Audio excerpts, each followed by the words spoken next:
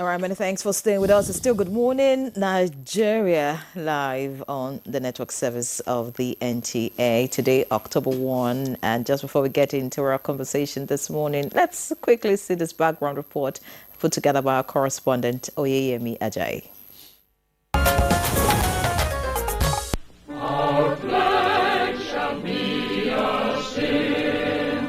Nigeria, a country of diversity, united with strength and purpose, a model to many, with series of surmounted challenges. The country stands with head up high, shoulder to shoulder with her contemporaries. 65 years down the line, Nigeria has continued to grow in leaps and bounds, with its citizens breaking new grounds, cresting the country's name overboard against all odds. However, it is an echo for more work and re-evaluation of values built by our forefathers. Unveiling the 65th independence celebration of Nigeria has been met with so much enthusiasm by many who have continued to hold the country's flag high, as well as many who associate themselves with her. With the theme, All Hands on Deck for a Greater Nation, it underscores the need for unity, collaboration and patriotism amongst the public sector, the private sectors, civil society and the citizenry towards building a nation characterized by sustainable peace, prosperity and progress. Since independence on October 1st, 1960, the nation has been said to have successfully navigated difficulties and achieved notable advancements in diverse economic sectors. But in all this, the gaps are still glaring. Now, to you, how will you assess and analyze Nigeria at 65? A golden question our guest will be answering shortly. Thank you very much, Oyeyemi Ajayi, for that question. How do we assess and analyze Nigeria at 65? Well, we have our guests already seated in the studio to give us the analysis of Nigeria at 65. First, let me just introduce Chris Agiri, is the DG Flag Foundation of Nigeria. Mr. Chris, you're welcome. Thank you very much. Happy Independence Anniversary to all Nigerians. Proudly Nigerian. Yeah, proudly Nigeria. Thank you. You depict it. Thank you. Good to see you. Good to see you. Also, in the studio, we'll also like to welcome Dr. Onyeche Agbiti Douglas. She is the director, Nigeria Youth Future Fund. Dr. Agbiti, it's good to have you. It's great to be here, and happy Independence Day to Nigerians everywhere. Good. All right, also joining us for the conversation, but not right here with us in the studio, we have Ambassador Abdullahi Shehu, is a professor of criminology and security studies, pioneer director general of the ECOWAS Intergovernmental Action Group against money laundering in West Africa, and immediate past Nigerian ambassador to the Russian Federation with concurrent accreditation to the Republic of Belarus. Many thanks, Ambassador Shehu, for joining us. You look amazing this morning. Good to see you.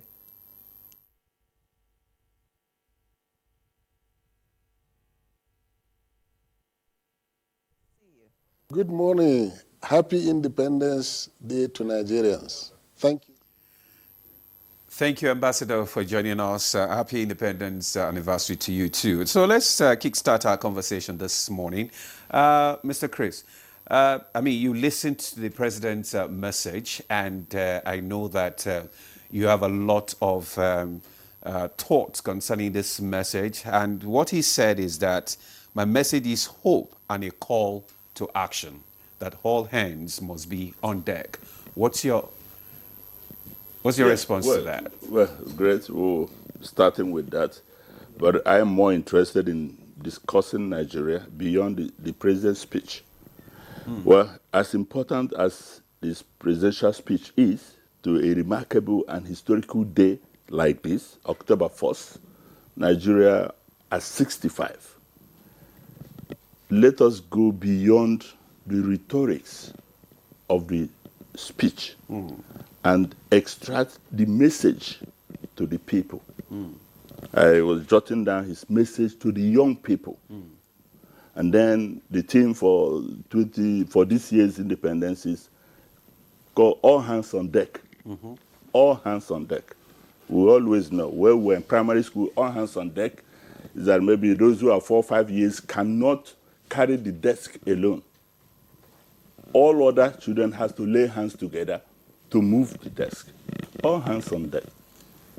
That is, all Nigerians, irrespective of your status as Mr. President, down to the lowest person, if there's anything like that, if you're a market woman, if you're a teacher, if you're a government worker, if you're a political appointee, if you're elected in any position of authority, that there must be a deliberate, intentional, well-planned program for Nigerians to come on deck, for all hands to come on deck, that our country is facing challenges, that all and sundry must wake up and say, intentionally, we demonstrate it. I expect that in the next October 1st, that all Nigerians will proudly, as I am, as you, proudly, consciously, wear elements of white and green to say that this is our Independence Day. Then what do we make of our country going forward? At 65, you are retiring from work. For those in government service or teachers, what are you leaving behind? You came into a society, he cited the example of our forefathers calling their names, Dr. Nnamdi Azikiwe, Chief Abofumi Awolowo, Sir Ahmad Bello, and all the nationalists that laid the foundation today we call Nigeria. If they look back, how proud would they be of us? We, as we move towards the expected end, what society, what structure are we living for our children? Is it a chaotic Nigeria where people are killed every day? Is it a Nigeria that will give them hope from where they can start? In other words, call for action. All hands on deck. The president must take the lead with his Nigeria first and renewed hope agenda. In the way and manner they conduct government business, to get the market woman to fall in place, to get the student to fall in place, to get the arboros to fall in place, to get the intellectuals to fall in place. As long as you carry as long as you're a Nigerian, as long as you know that this green, white, green is your national flag, that you say, look, as a father, the president owes it a duty to win everybody to line, to get everybody come in place, to say, look, our country, these security challenges, we must address it. These economic challenges, we must address it. Those that are against the progress of Nigeria must be dealt with and done away with. The laws, fundamentally natural civil laws, must be adhered to the constitutional provisions that guides our conduct and behavior. As a private individual and as the president, let us obey the rules, regulations, the laws as enshrined in the Constitution. Then the president should then take us, where are we taking us to? Is enough of lamentations, enough of our failings. Then, all right. Many thanks. Going forward, that is how I want to properly, generally send the message in line with the presidential call for action. Many thanks for your opening comments, Mr. Aguirre. Of course, I would hear more, from you. You're very passionate about Nigeria. Each time I listen to you, you always project the Nigerian spirit, and that's a good one. I'd like to get to Ambassador Shehu now, because while Mr. Aguirre was talking, he talked about the founding fathers, and listening to the president this morning, he also praised the sacrifices of Nigeria's founding fathers. In your view, would you say that we're living up to the vision of a prosperous and united Nigeria after 65 years? And also give us your impression of the president's speech this morning.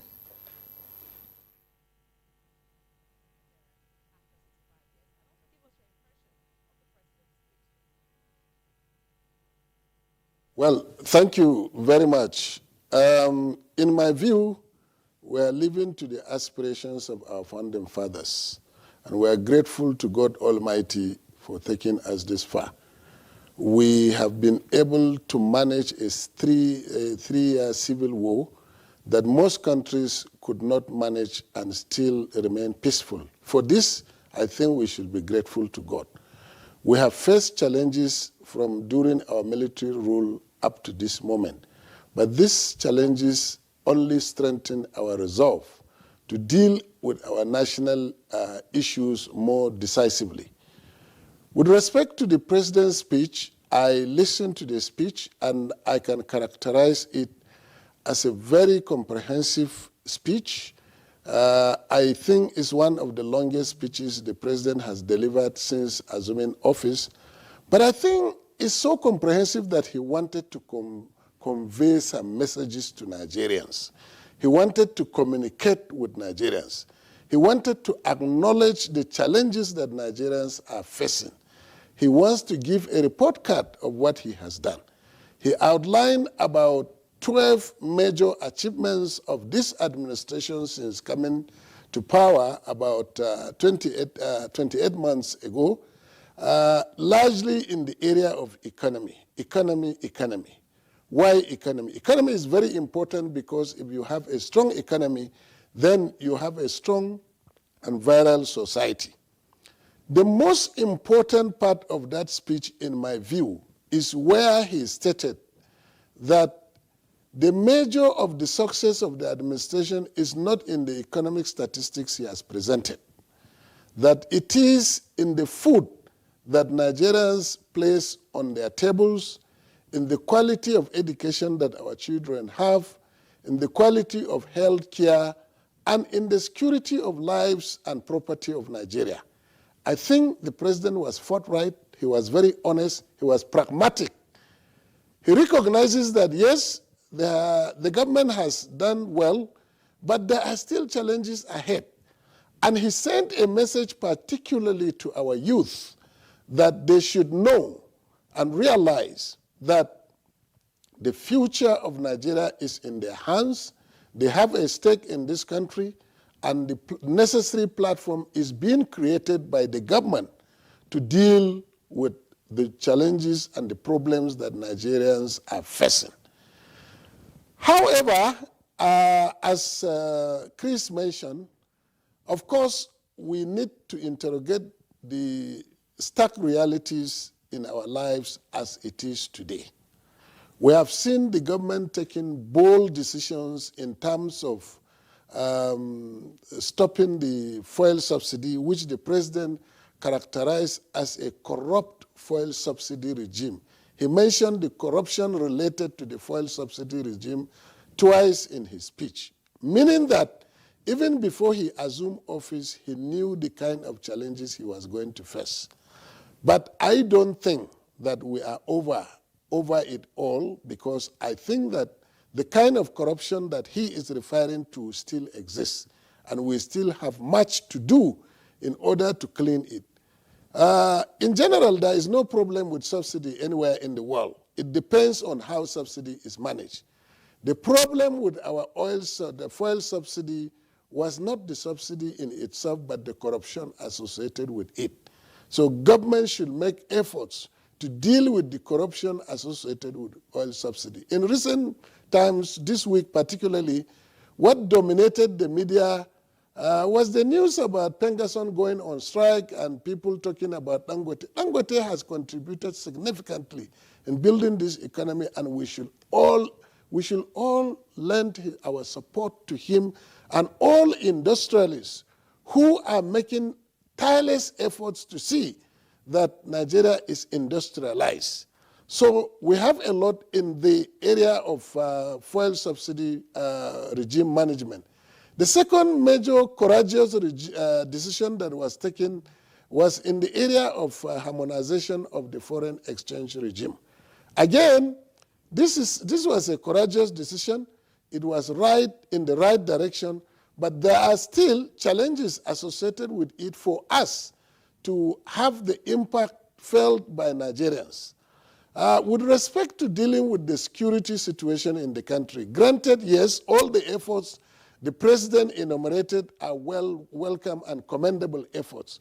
But so long as Nigerians are still sleeping with their eyes open, or at least one eye open, one eye closed, Nigerians would always expect that government should do more in terms of dealing with security.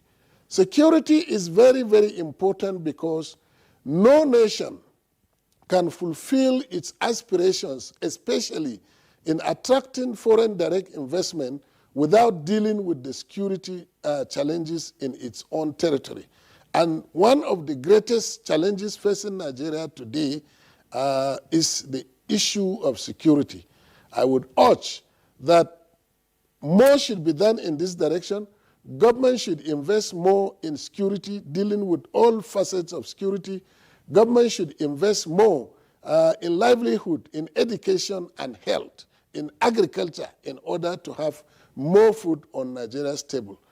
We recognize that the prices of foodstuff have gone down. We hope it will be sustainable for Nigerians to afford, and Nigeria looks forward to a better and brighter future under the renewed hope administration of Asuwaju Bola Tinubu, His Excellency. Very much, Ambassador Shehu, there for your comprehensive review of the President's speech this morning. We'll get back to you later. Let's come back to the studio where we still have our guest, Dr. Elizabeth Agbeti Douglas, who is the Project Director, Nigerian Youth Future. You also listened to the President's speech, and he was specific concerning the youth. And what he said was that, I have a message for our young people. You are the future and the greatest assets of this blessed country. Now, you are the director of the youth. Or what is your view concerning today's broadcast? Okay, so first of all, as is expected, the president is the #1 citizen. He's supposed to be our #1 hope carrier. And I think in his speech today, he did try to do that. Things aren't going very well, but there are rays of light here. Now, coming specifically to his statement to the young people, I actually disagree with him on that. The youth are not Nigeria's future. They're Nigeria's now. If you look just at the statistics, the average age of a Nigerian is 21. 50% of us are aged 21 years or under. 60% of us, based on the estimates on our population, are 30 and under. About 70% of Nigerians are 40 years and under. So when we say our youth are the future, does that mean they are waiting another 20, 30, 40 years to, for us to recognize that they are the ones who should be driving and be involved in change? I don't think that's entirely accurate. Even if we go back to our history, our chief Obafemi Awolowos, the Nnamdi Azikiwes, the Margaret Ekpos, our nationalists were in their 20s, 30s, 40s when they were driving, pushing for independence.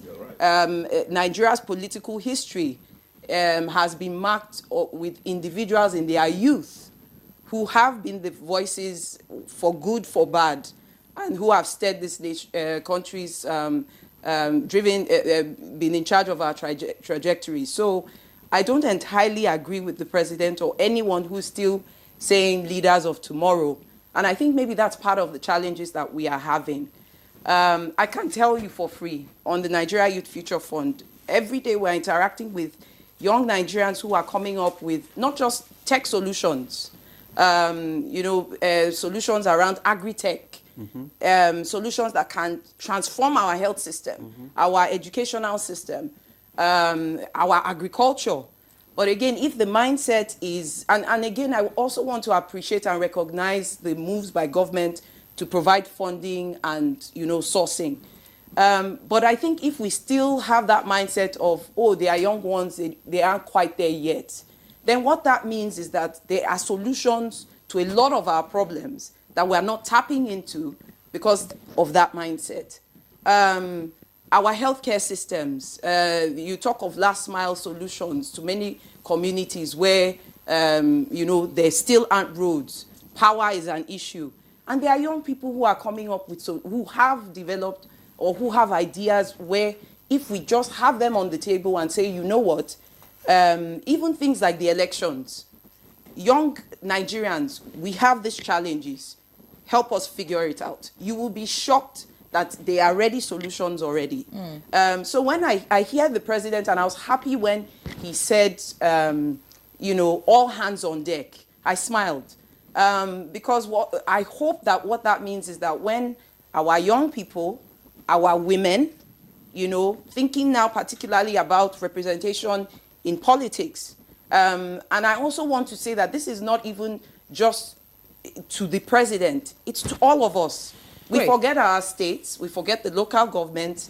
There's a whole host of actors, the political parties, that have roles to play in ensuring that all those hands really, truly can be on deck. Fantastic. Elizabeth, you just mentioned women, and that was actually my line of thought as you were speaking, talking about the youths. Listening to the president, carefully, the only mention of women was in the historical reflection when he praised, some of our founding heroes and heroines. He mentioned Margaret Ekpo, Funmilayo Ransome Kuti, and others.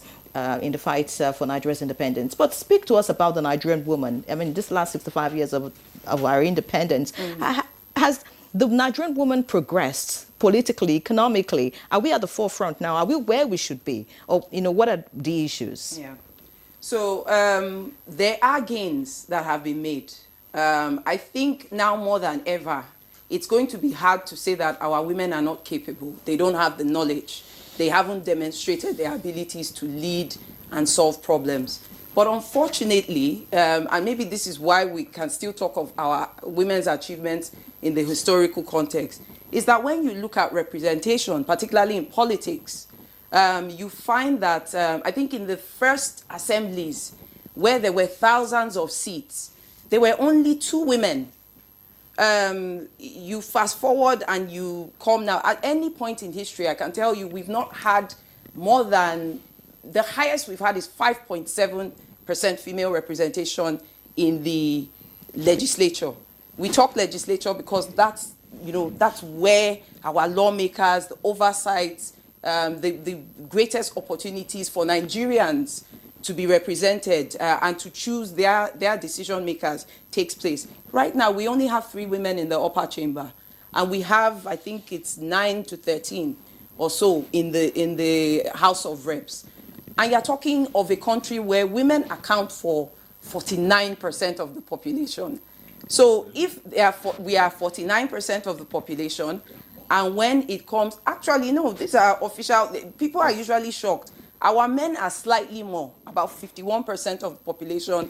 Our women are almost there, 49.6, coming towards 50. But again, you're talking of a population where women account for roughly half. And yet, when it comes to decision making, right, we are, and you see it happen with youth too. We are the Iyalojas, so we can, lead women.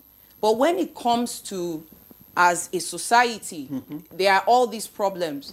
You see that we are put in silos. Meanwhile, there's plenty of evidence that shows that when you have diversity, and in fact, specifically, when you have women involved in decision makings, you see our challenges around healthcare, education, social welfare. Women typically champion those issues and are the ones who have special perspectives. We're not saying that our men don't have insight into it, but they are the ones in most countries where you allow women, or let me not say allow, where women are included in political decision making. You tend to see better outcomes around healthcare, education, nutrition, and so on. Understandably, because those are things that we typically would pay attention to. Very insightful. Okay. Mr. Agiri, let's bring you into the discussion once again. We have looked at, we're looking at Nigeria at 65, and I know that we may not be where we want to be, but we have left where we were before. So let's look at the most significant milestones, that has really shaped Nigeria in the past 65 years. What has been some of these, milestone achievements that you can recollect? Well, Nigeria is a work in progress. As a work in progress, it's a mixed grill of some sort. The good, the bad, and ugly. Major milestones and major challenges. But what matters to me is where we are going from the present. Yes, 7 years after independence, Nigeria was involved in a fierce civil war. A civil war that I witnessed as a 7-year-old. And above me, talking here. The nastiness of war. At the end of that fierce civil war, no victor, no vanquish declaration by the then head of state. Nigeria set a global pace in issues of civil wars. According to Professor Gundawale, who taught me socio-political philosophy at the University of Lagos, he said he was a student in Moscow. The world was looking forward after that fierce war about the issue of revenge. So normally the field commanders, the major actors in that war, the other opposite side, are massacred. The world was looking forward to that. But none of such a thing happened. Nigeria set a pace and taught the world a lesson that you can, in the midst of this major crisis, you can still reintegrate. Nigeria's greatest asset after the Civil War is reintegration. Reintegration. The Southeasterners, the Easterners, subsumed into Nigeria. There was nothing there's no evidence. Of course, yes, the evidences of destruction and all the rest of them associated with war, but permeated back into Nigeria. To the extent that at the end of the 9 years after the Civil War, an Igbo man became the vice president of the Federal Republic of Nigeria. And also, the number 4 citizen, in the person of Umezuoke, who was the Speaker of House of Representatives. That is a special grace that Nigeria ought to have capitalized on and continue to fly. Why I'm going this way is that the kind of criminal politics we are playing today, the politics of bitterness, the glaring sort of division, tribalism, ethnicity, sectionalism manifesting in Nigeria today that have become a common talk ought not to be. It ought not to be. Nigeria is a single family that has no other flag than this, through which we are recognized all over the world. Must bury their differences, must forget about let national interest be the overriding interest of every other Nigerian, so that we can together reinvent Nigeria, reinvigorate that spirit of patriotism and nationalism through which Nigeria is known, and then move forward. Move forward. Thank you very much. Yeah, thank you, Mr. Aguirre.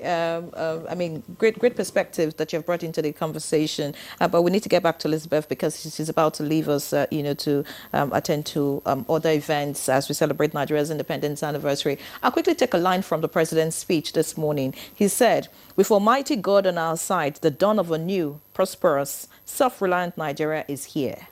So my question to you is, do you agree with the president that in the way we're moving and what this current administration is doing, that indeed Nigeria is going to a place that is far better than where we are coming from? And what are your biggest hopes, really, for this country?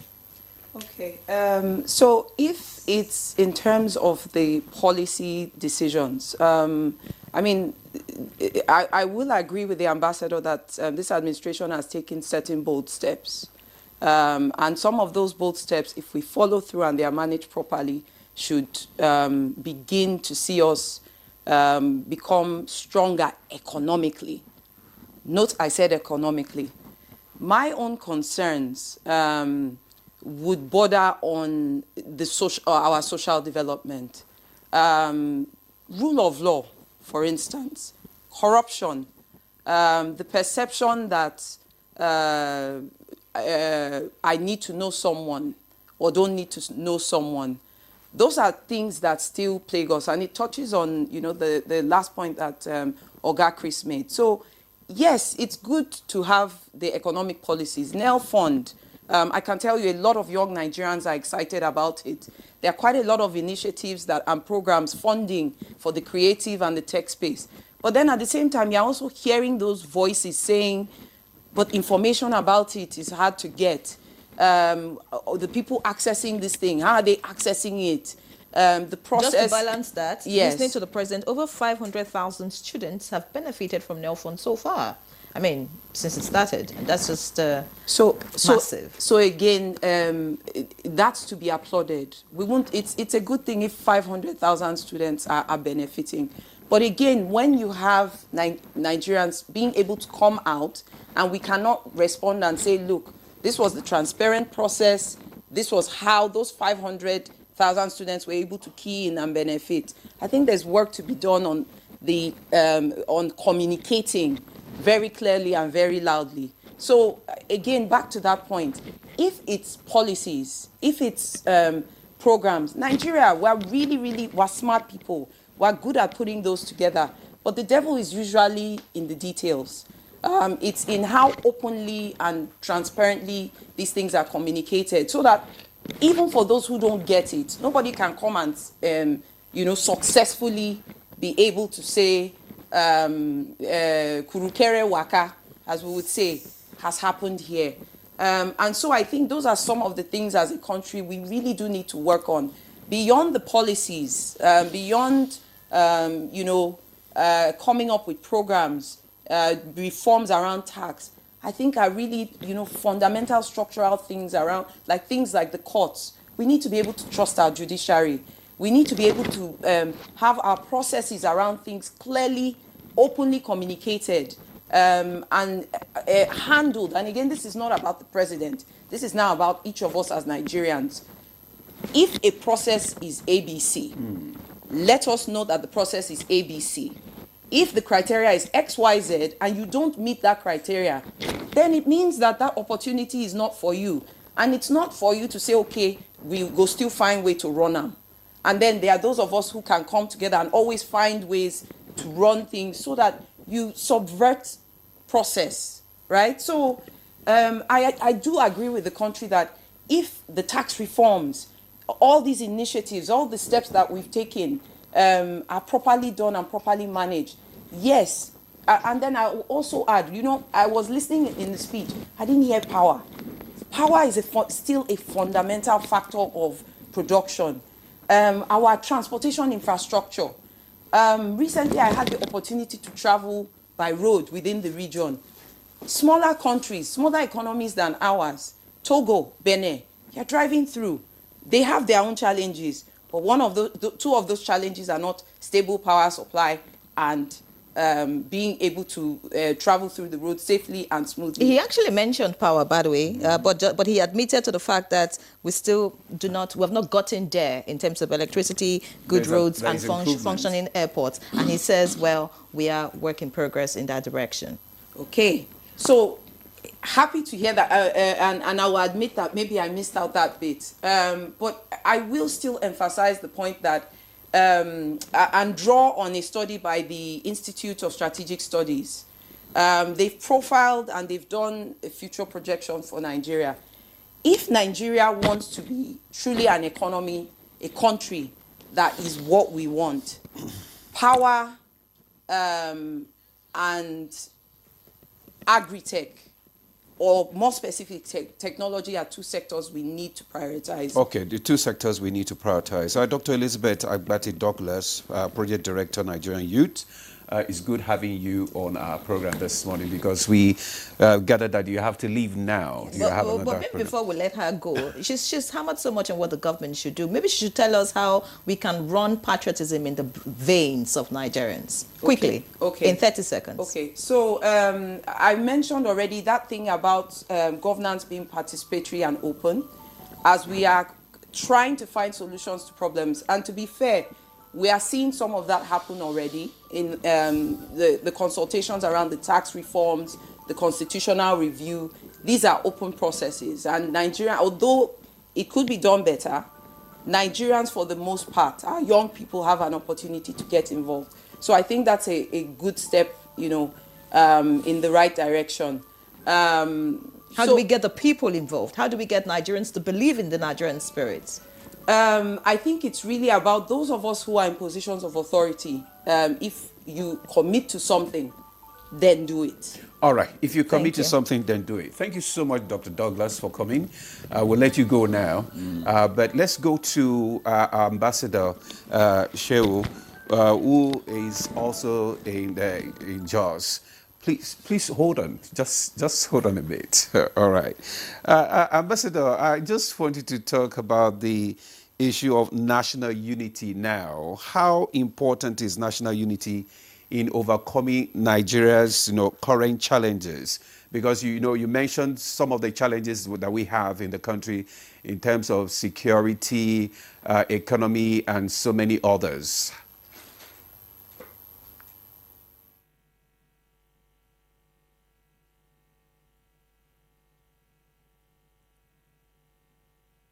Thank you very much. National unity does not mean that there are no problems. There must be problems so long as there is human interaction.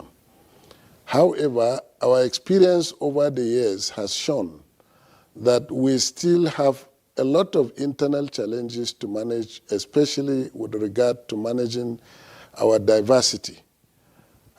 We are blessed with so many ethnic groups, so many tribes in this country. However, this diversity is not used in order to transform the country towards a positive development pedestal. Rather, our diversity is being capitalized and exploited by selfish individuals for their own personal aggrandizement, creating disunity. One of the major progresses we have made in Nigeria so far is in the area of democratic consolidation. We have conducted successful elections. We have stabilized our democratic processes. But there are inherent problems that are associated with consolidating democracy. One, the issue of ethnicity is a major, major factor in Nigerian politics today. And unless we get over it, we will not be able to see us to our rightful destination. The issue of sentiment of religion, which has influenced our perception and reality of voting people into power, will certainly undermine the progress of Nigeria. The issue of sectionalism, whether somebody comes from the north or from the south, and whether he comes from this ethnic group or religion before he becomes something, all these are ingredients that are supposed to be used to build and strengthen our diversity. Unfortunately, they are being used by selfish individuals to promote their personal interests. Now, in my view, to strengthen our unity, we must be inclusive in our governance. Inclusive in our governance does not mean that everybody's demand will be met, but relatively, there will be little comfort for people can afford to have at least 2 square meals. People can afford to sleep with their eyes closed. People can afford to move from one place to the other. People can also afford minimum social requirement. This can be done by extending the goodies, because Nigeria has a lot of resources and there is enough to really go around if we can reduce our greed and if we can really be sympathetic and empathetic in our governance in this country. We therefore need to strengthen our level of patriotism by bringing governance closer to the doorsteps of the citizens so that they will feel part and parcel of government and they can contribute their own quota to the development of Nigeria. All right, many thanks, Ambassador, for your thoughts on that question. We have some comments now from our viewers. By the way, to let our viewers know that we can take your comments and questions, keep them as brief as possible because of time, so we can quickly run through them. We'll just take a few. I'm sure you have some of them, Ola, right? Yes, maybe you take yours so that he can respond. And I'll Okay. take mine. All right. This one says, good morning, Nigeria.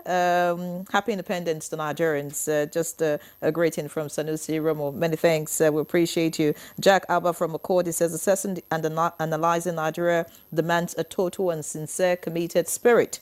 This is because nation building is a joint effort by all citizens and not blaming the government for all our woes. Good policies take time to yield dividends, so let's join hands. As it is said, Rome was not built in a day. That's a comment. I'm sure, Mr. Gray, you want to, add something to that.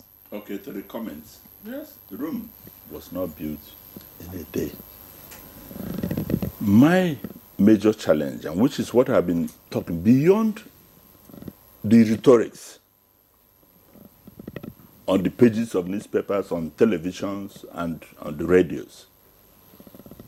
How do the average Nigerian buy into the good policies and programs of government?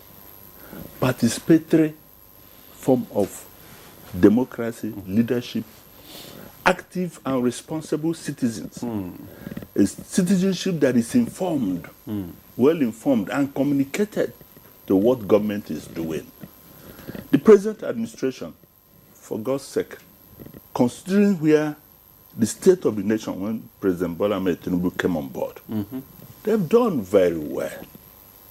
The challenges are bad. Nigeria was, with due respect, that's my personal view.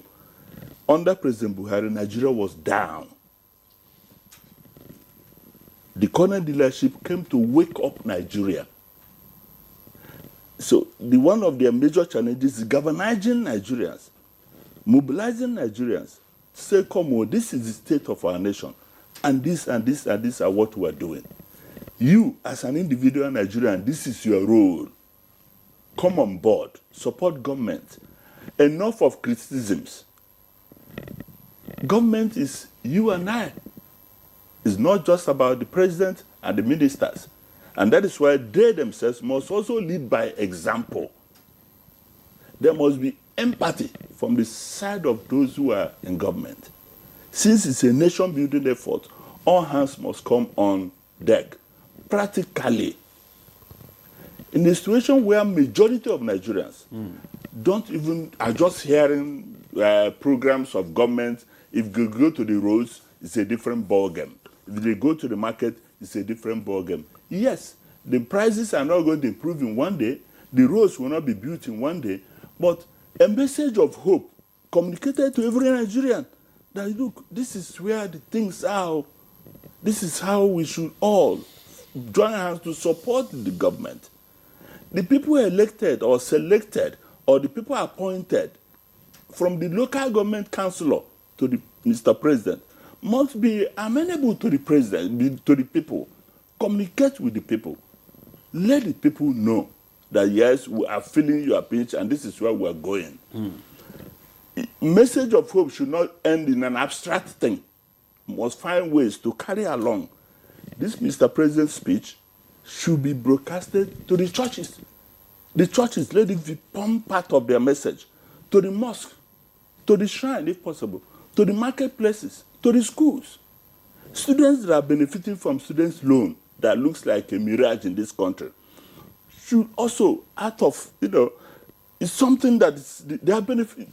The financial help to a student, practical money to a student, is one of the major things that will lead to his success. When they can no longer worry for school fees, when there is a little, income at the end of the month, let government expand it. Let every Nigerian student from College of Education to university level access it. To those of us who can afford to pay our children's school fees, pay. Those who cannot comfortably do, let them go to school. And education remains one of the major things. So federal government investment on education is key and very important. I commend them for it. In terms of health sector, the health sector is not doing well. The primary health, look at doctors on strike every now and then. These things, there should be deliberate, intentional efforts to ensure that the health sector is working, that people can go to Wuse General Hospital or Tennis and get attention. Then, between the civil service, the attitude and behavior of government employees must change to the people. The attitude and behavior of going to this FCD opposite you here, let there be, let us wear a new look, a new form of doing things.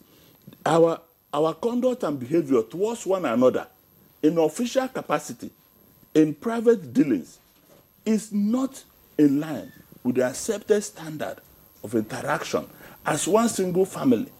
If Nigeria is, if there's crisis in Meduguri, whether I like it or not, it's one way or the other affect you. In my village in Bain, in Sierra South, the local government of Abia State. So, whatsoever, the role of government is to governize the people. We as civil society, organization, the Flower Foundation, the platform I represent, at least from the primary schools, kindergarten, we introduced the issue of flag, made it impressionable to them, made them understand what the flag stands for, what it represents. That is a message of patriotism and nationalism, downplaying our religious and tribal sentiments, and then highlighting those things that joins us together as a common national entity. If Nigeria is working, it works for all of us. Well Thank said. you very much. If Nigeria is working, it's working for all of us. Thank you very much, Mr. Agiri. Let's go back to our Jos studio, where we still have Ambassador Abdullahi. And I just want to read out some of the comments that we have so that you can respond to them. This one is from Engineer Olatunde Olayinka. It says, "Good morning. Our national anthem says, where no man is oppressed. I think the leaders of our great country must rise to expectations. I don't expect any leader of this country to complain after collecting monthly salary and all benefits attached to the office. All political leaders of this country, of this our great country, must deliver. Happy Independence Day." Then this one is from Makuru Adamu from Gombe. It says, "For us to build a Nigeria of our dream, we need to do what is right, ensuring the values of humanities, fairness, in equality. Our bond in unity and faith will lead the way. We are closer to where we are heading to than where we came from.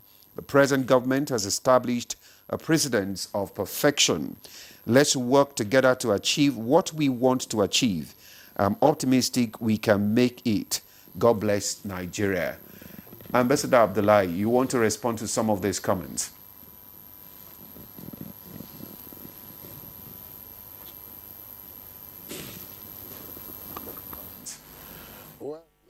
Thank you very much. The message is very clear.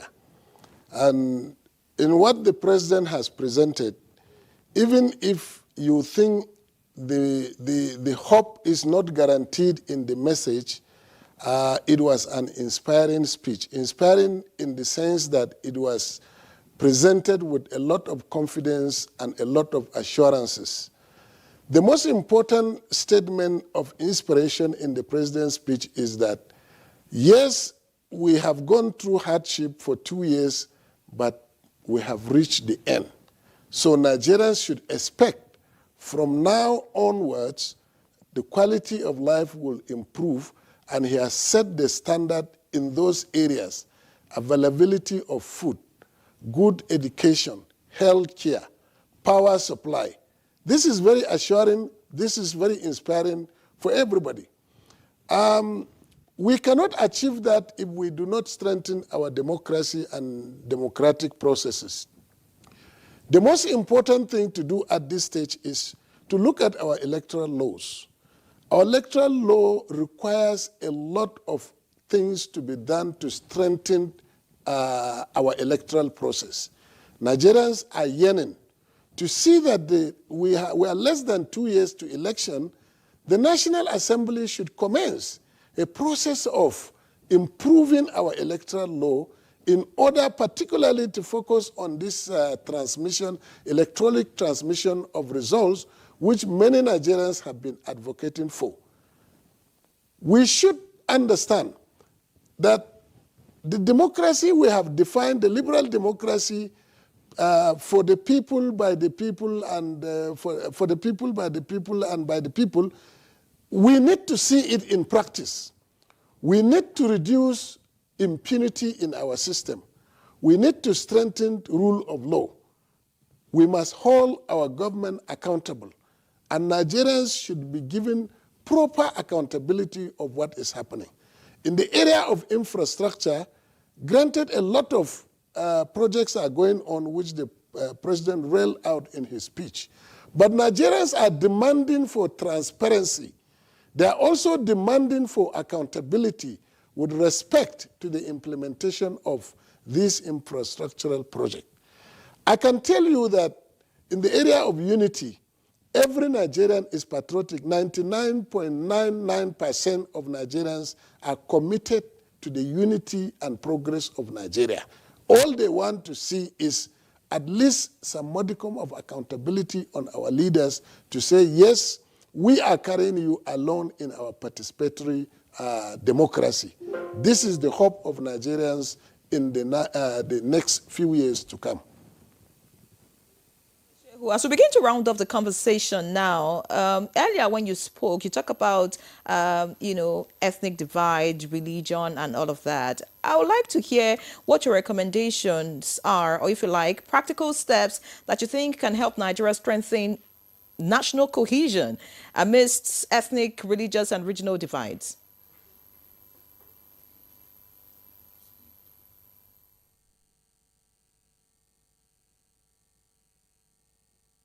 Give a sense of belonging to all Nigerians. In terms of project sharing, you had the complaints in recent times that some regions were saying they were neglected. Whether they were neglected or not, it is something that government should address. There have also been accusations of nepotism in appointments in public service. We don't expect that every sector, every section of the country will be equally represented. But in order to consolidate our unity, there should be inclusivity in government policies and programs, and every citizen should be carried along. The civil society is an important component of democratic system. However, there are still issues associated with the way and manner in which they are running, and which they also they call government to account. They themselves must have to account to the citizens before they will call government to account to them. So in my view, government should significantly address problem of security. Some achievements have been made in the past 2 years. Of course, as somebody said, it's a work in progress, but the issue of security is very fundamental to Nigerians. And without security, there can be no development. And without development, there can be no security. So we want a situation where rule of law is strengthened. We commend our armed forces and other security agencies for their gallant role. We also commend our anti-corruption agencies for what they are doing. But we want to call our public officials to account for their conduct, to keep to the oath of their office, and be sure that they are serving the people and not serving themselves. Thank you very much. Ambassador, they are serving the people and not themselves. The issue of accountability and transparency. Mr. Agri, you were indicating that you want to also contribute to that particular question. Yes, strategies to galvanize the citizens, promoting, standing on the pathway of patriotism, which is the only way. Reintroduction of our national anthem. Now Nigeria will heard it. From A to Z, from the rallies, the wordings of that, the new national anthem. Let it be our Bible. Let it be our Quran. Let it be our code of ethics. Nigeria will heard it. Our own dear native land.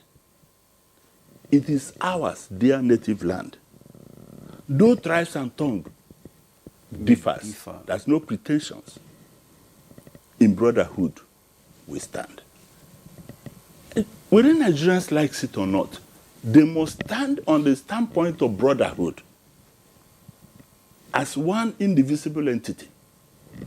Whatever you think is good for you, your brother, your tribesman, should also be considered good for other Nigerians. The issue of appointment, patronage. Let the president, the government strengthen the sense of we, the Nigerian people. Let there be inclusivity. Let no group feel marginalized and bitter. Nation building is all hands on deck. Then avenues to get the people together. I come back to the same national anthem, for which I'm a very strong supporter. I presented a memo in support of the reintroduction of this new national anthem.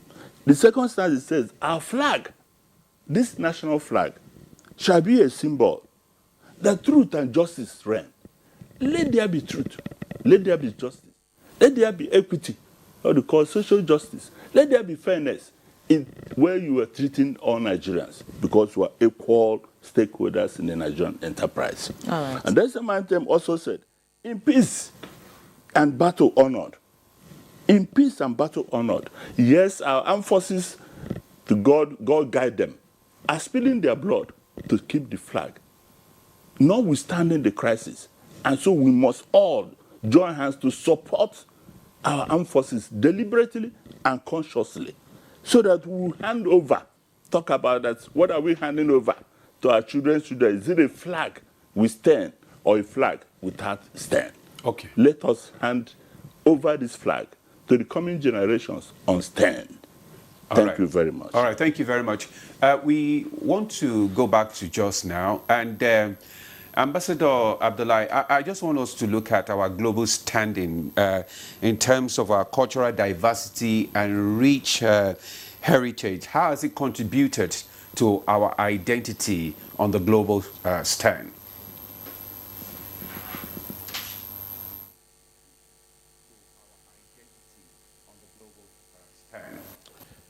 Glad you gave me this opportunity, because I was wondering if I will have opportunity to speak about Nigeria's foreign policy and the global expectations about Nigeria. Now, recalling how we came out of the Civil War, you know, coming out of the Civil War, we did not sustain some of our economic policies. The Fifth Development Plan, which conceptualized the Ajakuta gigantic steel project, has become a comatose in this country, and this is one of our major undoing. We must take that as a mistake, and we must find a way by correcting that error, because no country can industrialize without steel development. Nigeria has a very high expectation in global affairs. In 2014, when our economy was debased, Nigeria was rated the largest economy in Africa. I'm not sure we still retain this status. There's a lot of expectation on Nigeria to play a critical leadership role in Africa. We can recall how active we contributed to anti-apartheid and decolonization of Africa in general. At that time, we can say our economy was strong and we were able to play that role. But the expectation is that still Nigeria can play a very critical role in leading Africa's foreign policy, Nigeria's foreign policy and Africa's policy in the world. Last week, the Vice President represented the President at the United Nations General Assembly. And one of the things he raised was that Nigeria is interested, and indeed Nigeria deserves a seat in the Security Council. But being in the Security Council is you must prepare for the role of a Security Council member. In other words, we must strengthen our economy to be able to carry some burden. We must be active in foreign affairs. For the past 2 years, Nigerian missions have remained without heads, without ambassadors. I believe, and I call on government to consider appointing ambassadors, because international relations is something that you have to do with presence. This is an important area that we need to look at. In the past, Nigeria played very critical role in strengthening regional security and regional leadership in the ECOWAS. The role that Nigeria played in ECOMOG in Sierra Leone and Liberia today, when anybody is writing the history of ECOWAS, will recall those roles. We have also played critical roles in other areas, intervening in order to strengthen democracy in Guinea-Bissau, in the Gambia, in Cote d'Ivoire, etc., etc. The expectation is that Nigeria must remain a local champion in West Africa if ECOWAS is to remain relevant in global affairs. How do we meet this expectation? We have to look inwards to strengthen our democracy so that within the 4 Ds that the present administration has articulated as the principles of our Nigerian foreign policy can be actualized, because you cannot sell bad habits, you sell best practices. So what are the best practices we want to sell to the world? We must practice good liberal democracy. If it is not working for us, we should strengthen it with what some people have called Afro-democracy. In other words, looking at some contents that will make us to adjust to our domestic realities, addressing our diversity, leveraging on our economic power in order to promote our interests outside this country. I believe that under President Bola Tinubu, Nigeria can do better in terms of stamping its feet as a leader of Africa, and within the concentric cycle of Nigeria's foreign policy, Nigeria's expectation is high, and I believe Nigeria can meet this expectation in Africa, to be a leader in Africa. Thanks, Ambassador. We want to round off now, but I would like to hear your final thoughts. And if you were to set 3 priorities for Nigeria, I mean, 65 years down the line, we've come very far. But if you were to set 3 priorities as we march towards our 70th anniversary, what would they be?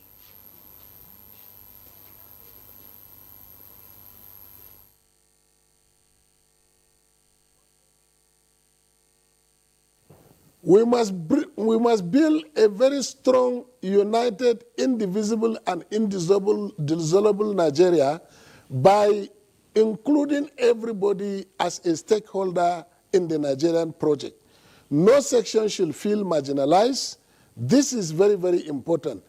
Number 2, Nigeria must address its security challenges, because if people feel safe to come, the advantage of deregulating our foreign exchange is to make our goods cheaper. Now that our goods are cheaper, what do we have to export? So we have to strengthen our economy so that we take advantage of our foreign exchange deregulation policy in head of developing our economy. Number 3, we must strengthen our democracy by really being transparent and accountable in what we do.